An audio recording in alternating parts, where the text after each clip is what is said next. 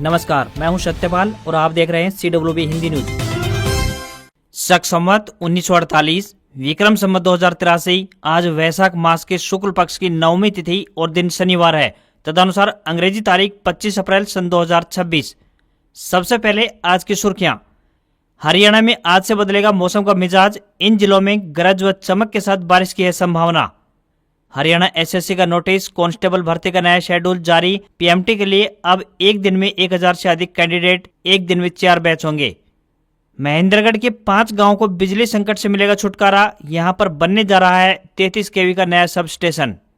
हरियाणा में खुलेंगे नए राशन डिपो, महिलाओं को मिलेगा 33% कोटा। सीजीआई सूर्यकांत आज पहुंचने वाले हैं भिवानी। चौधरी बंशीलाल विश्वविद्यालय में आयोजित होने वाले दीक्षांत समारोह में बतौर मुख्य अतिथि पहुंचेंगे। हरियाणा के कॉलेज में एडमिशन के लिए शेड्यूल हुआ जारी, 7 मई से शुरू होगी आवेदन प्रक्रिया। जितने ज्यादा कर्मचारी हरियाणा की रखेगी कंपनियां, उतनी ही तगड़ी सब्सिडी। हरियाणा सरकार लाएगी नई इंडस्ट्री पॉलिसी। हरियाणा में राजस्व संबंधी शिकायतों का अब 48 घंटे में होगा निवारण। Paytm payments bank licence RBI ने रद्द किया, कहा इसकी बैंकिंग सेफ नहीं, यूपीआई ऐप काम करता रहेगा। तोसाम मंडी में एसडीएम ने किया निरीक्षण, अधिकारियों को उठान कार्य में तेजी लाने के दिए निर्देश। हरियाणा में बुजुर्गों को नांदेड़ साहिब की मुफ्त यात्रा करवाएगी हरियाणा सरकार, 30 अप्रैल तक करें ये काम। हरियाणा के इस शहर में चप्पे चप्पे पर रहेगी पुलिस की पैनी नजर, लगाए जाएंगे 400 सीसीटीवी कैमरे। और ईरानी विदेश मंत्री इस्लामाबाद पहुंचे, पाकिस्तानी अधिकारियों से बैठक करेंगे अरागची। तो वहीं अमेरिका से कुशनर और विटकॉफ भी पहुंच रहे हैं। और अब खबरें विस्तार से। हरियाणा भीषण गर्मी की चपेट में है, जिससे जनजीवन पूरी तरह से अस्त व्यस्त हो गया है। सूरज के तेवर लगातार तीखे हो रहे हैं, तो वहीं दिन में लू चल रही है, तो वहीं रात भी अब राहत नहीं दे रही है। मौसम विभाग ने राज्य के 9 शहरों में वार्म नाइट का अलर्ट जारी किया है। वहीं राज्य के बड़े हिस्सों में गर्मी को लेकर येलो अलर्ट जारी किया गया है। मरुस्थलीय हवाओं के कारण दिन भर लू जैसे हालात बन रहे हैं, जिससे सड़कों पर दोपहर के समय चिलचिलाती धूप में आवाजाही कम नजर आई है। वहीं भीषण गर्मी को देखते हुए सरकार भी अलर्ट हो गई है, जिसके चलते सभी जिलों के लिए एडवाइजरी जारी करते हुए कहा गया है कि दोपहर 12 बजे से लेकर 4 बजे के बीच घरों के अंदर रहें। वहीं मौसम विशेषज्ञ डॉक्टर चंद्रमोहन के अनुसार राज्य में आने वाले दिनों में भीषण गर्मी का दौर जारी रहेगा। हालांकि एक के बाद एक 3 पश्चिमी विक्षोभ सक्रिय होने से मौसम में बीच बीच में बदलाव देखने को मिल सकता है। इस दौरान तेज हवाओं के साथ हल्की बारिश की संभावना जताई गई है। आज यानी 25 अप्रैल से लेकर 30 अप्रैल तक मौसम परिवर्तनशील रहेगा। इन 6 दिनों में हर रोज दोपहर के बाद बादल बनेंगे और कुछ जगह बारिश गर्जना उत्पन्न होगी, जिससे आंधी आने की स्थिति बनी रहेगी। इस सिस्टम का असर पूरे राजस्थान, हरियाणा के सिरसा, हिसार, फतेहाबाद, भिवानी, महेंद्रगढ़, रेवाड़ी के क्षेत्रों में अधिक देखने को मिलेगा। हरियाणा सरकार की तरफ से ग्रुप डी कर्मचारियों को एक बड़ा तोहफा देने की तैयारी हो रही है। हरियाणा सरकार की तरफ से ग्रुप डी कर्मचारियों को बड़ी खुशखबरी मिलने वाली है। सरकार की तरफ से ग्रुप डी कर्मचारियों के प्रमोशन के लिए हरियाणा क्लेरिकल सर्विसेज बिल 2026 लाया जाएगा। 27 अप्रैल 2026 को हरियाणा विधानसभा का विशेष सत्र बुलाया गया है। नए बिल के तहत 5 साल से ज्यादा सेवा करने वाले कॉमन कैडर ग्रुप डी कर्मचारी क्लर्क के पद पर प्रमोशन के लिए पात्र होंगे। सरकार ने प्रमोशन कोटा 20% से बढ़ाकर 30% करने का प्रावधान किया है। साथ ही 5% एक्स ग्रेसिया पद रखने की अनिवार्यता शामिल की गई है। सरकार के इस फैसले से ग्रुप डी कर्मचारियों को बड़ी राहत मिली है। हरियाणा के मुख्यमंत्री नायब सिंह सैनी ने बताया कि हरियाणा क्लरिकल सर्विस बिल 2026 को विधानसभा के विशेष सत्र में पेश किया जाएगा। कॉमन कैडर के वे ग्रुप डी कर्मचारी जिन्होंने 5 साल से अधिक सेवा पूरी कर ली है, अब क्लर्क पद पर प्रमोशन के लिए योग्य हो चुके हैं। हरियाणा में नए राशन डिपो खोलने की कवायद तेज हो गई है। अब 500 राशन कार्डों पर एक राशन डिपो खोला जाएगा और इनमें से 33% डिपो महिलाओं के लिए आरक्षित भी होंगे। राशन डिपो के लिए परिवार पहचान पत्र यानी PPP अनिवार्य किया गया है। राशन डिपो के लिए कक्षा 12वीं उत्तीर्ण होने के साथ ही कंप्यूटर का बेसिक ज्ञान होना भी जरूरी है। आवेदक की आयु की बात करें तो 21 साल से लेकर 45 साल के बीच होनी चाहिए। गाँव व शहर के जिस भी क्षेत्र में राशन डिपो खोला जाना है, उसी संबंधित क्षेत्र के निवासी आवेदन करने के पात्र होंगे। वहीं पहले से राशन डिपो संचालित कर रहे डिपो धारक के निकट संबंधी यानी कि माता पिता, पति पत्नी, बेटा बेटी, भाई बहन या फिर पंच सरपंच, नगर पालिका समिति या नगर परिषद और नगर निगम के सदस्यों को राशन डिपो अलॉट नहीं किया जाएगा। यदि राशन डिपो धारक या फिर उसका निकट संबंधी बाद में भी सरपंच, पंच या फिर स्थानीय निकाय में से सदस्य निर्वाचित हो जाता है तो उसका राशन डिपो रद्द कर दिया जाएगा। राशन डिपो धारक 60 साल की उम्र पूरी कर लेता है तो उसका लाइसेंस रिन्यू नहीं किया जाएगा। हालांकि अच्छा कार्य करने वाले राशन डिपो संचालकों को 65 साल की उम्र तक राशन डिपो चलाने का अधिकार दिया जाएगा। हरियाणा में अब राजस्व संबंधी शिकायतों के निवारण के लिए एक और बड़ी पहल की गई है। गौरतलब है कि रजिस्ट्रियों को ऑनलाइन करने एवं राजस्व रिकॉर्ड का भी डिजिटलाइजेशन करने के बावजूद सरकार को राजस्व विभाग में भ्रष्टाचार के साथ साथ अन्य कई तरह की शिकायतें मिल रही थी। इन शिकायतों के निवारण के लिए सरकार ने अब सिटीजन हेल्प डेस्क लॉन्च किया है। इस डेस्क के माध्यम से राजस्व से संबंधित शिकायतों का निवारण 48 घंटे के भीतर किया जाएगा। कोई भी व्यक्ति टोकन अनुमोदन में देरी, ऑनलाइन सिस्टम की तकनीकी खामियों, पेपरलेस पंजीकरण समस्या, भ्रष्टाचार, उत्पीड़न व संपत्ति पंजीकरण से जुड़ी अनियमितताओं के बारे में अपनी शिकायत इस हेल्प डेस्क पर दर्ज करवा सकेंगे। इसके लिए सरकार की ओर से टोल फ्री नंबर और ईमेल आईडी जारी की गई है। शिकायत दर्ज कराने का समय सुबह 9:30 बजे से शाम 5:30 बजे तक रहेगा। सभी शिकायतों का 48 घंटे में समाधान भी अनिवार्य है। पारदर्शिता के लिए केंद्रीकृत मॉनिटरिंग डैशबोर्ड बनाया गया है जिसमें वरिष्ठ अधिकारियों की सीधी निगरानी रहेगी।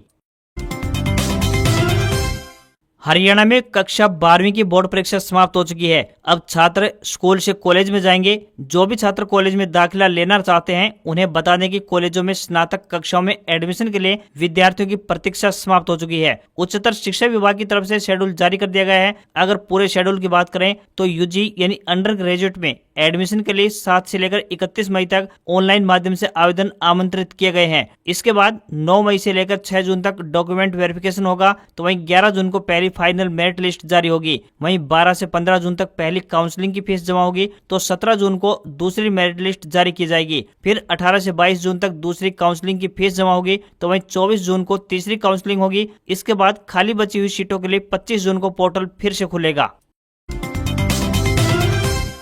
हरियाणा स्टाफ सिलेक्शन कमीशन ने कांस्टेबल जीडी और पुरुष कांस्टेबल यानी जीआरपी भर्ती के लिए फिजिकल मेजरमेंट टेस्ट यानी पीएमटी का नया शेड्यूल जारी कर दिया है। यह शेड्यूल 17 अप्रैल 2026 के नोटिस के क्रम में अगले 3 दिनों यानी 27, 28 और 29 अप्रैल 2026 के लिए जारी किया गया है। आयोग ने स्पष्ट किया है कि शॉर्ट लिस्टेड अभ्यर्थियों को निर्धारित दिन और बैच के अनुसार ही आना होगा। आयोग द्वारा जारी सूची के अनुसार अभ्यर्थियों को 4-4 बैच में बुलाया जाएगा। पहले बैच की रिपोर्टिंग सुबह 6:30 बजे से प्रारंभ होगी जबकि अंतिम बैच दोपहर 12:30 बजे तक रहेगा। आयोग ने अभ्यर्थियों को सलाह दी है कि वे अपने आयोग की वेबसाइट के लिंक पर जाकर एडमिट कार्ड डाउनलोड करें और उसी के अनुसार रिपोर्ट करें। बिना एडमिट कार्ड के प्रवेश नहीं मिलेगा। पूरा नोटिस आयोग की आधिकारिक वेबसाइट पर उपलब्ध है। अभ्यर्थियों को किसी भी अपडेट के लिए नियमित रूप से वेबसाइट चेक करने की सलाह दी गई है।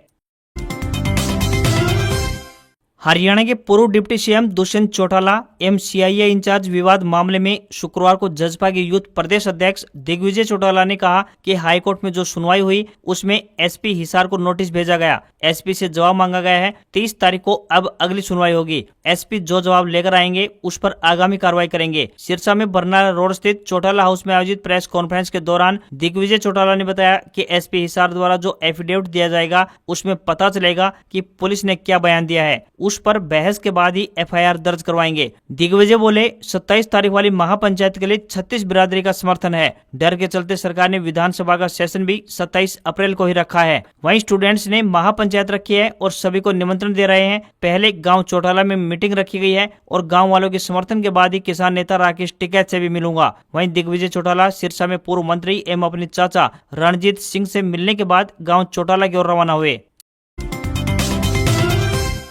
हरियाणा में कानून व्यवस्था को और अधिक सुदृढ़ बनाने के लिए सरकार निरंतर ठोस कदम उठा रही है। इसी कड़ी में प्रदेश सरकार द्वारा पानीपत की सुरक्षा व्यवस्था के लिए शहर के विभिन्न हिस्सों में करीब 400 आधुनिक सीसीटीवी कैमरे लगाए जाने की योजना बनाई गई है जिससे हर गतिविधि पर कड़ी निगरानी रखी जा सकेगी। अब जल्द ही पानीपत की सुरक्षा व्यवस्था हाईटेक होने जा रही है। इस संबंध में डीसी डॉक्टर वीरेंद्र कुमार दहिया और पुलिस अधीक्षक भूपेंद्र सिंह की अध्यक्षता में एक अहम बैठक आयोजित की गई। बैठक के बाद डीसी डॉक्टर वीरेंद्र कुमार ने बताया कि ये कैमरे शहर के संवेदनशील और भीड़ भाड़ वाले इलाकों पर लगाए जाएंगे और सभी कैमरों को इंटरनेट से भी जोड़ा जाएगा। इससे रियल टाइम मॉनिटरिंग संभव हो सकेगी। कैमरों की गुणवत्ता पर विशेष ध्यान दिया जाएगा। सभी कैमरों में उच्च क्वालिटी की जूम क्षमता भी होगी, जिससे दूर तक की गतिविधियों पर आसानी से नजर रखी जा सकेगी। ये सीसीटीवी कैमरे पुलिस के लिए आंख और कान दोनों का काम करेंगे। इससे अपराधियों की पहचान करना अब और भी आसान हो जाएगा और घटनाओं पर तुरंत रोक लग सकेगी।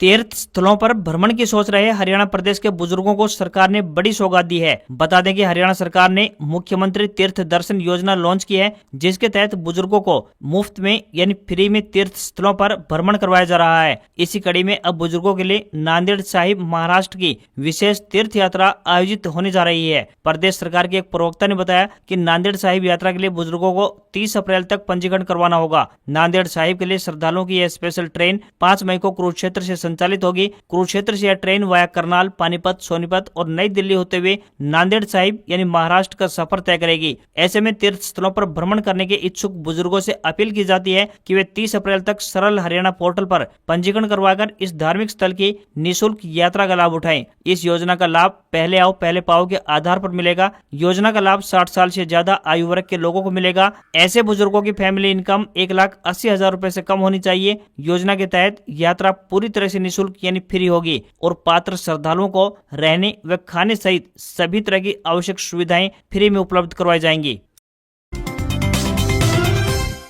हरियाणा को उद्योगों का नया पावर हाउस बनाने के लिए सैनी सरकार ने सभी पुरानी पॉलिसी को खत्म करके नई पॉलिसी लाने की योजना बनाई है। यह पॉलिसी निवेश, रोजगार और टेक्नोलॉजी पर केंद्रित होगी। साल 2020 में भी पॉलिसी बनी थी, लेकिन ज्यादा सफल नहीं हो पाई। नई पॉलिसी का ड्राफ्ट तैयार हो चुका है। अब जल्द ही इसे कैबिनेट मीटिंग में पास कराने की तैयारी है। अब नई पॉलिसी में 5 लाख करोड़ रुपए का निवेश और 10 लाख रोजगार का लक्ष्य रखा गया है। नई पॉलिसी में MSME यानी कि छोटे उद्योगों की बजाय अब बड़े उद्योगों पर फोकस होगा।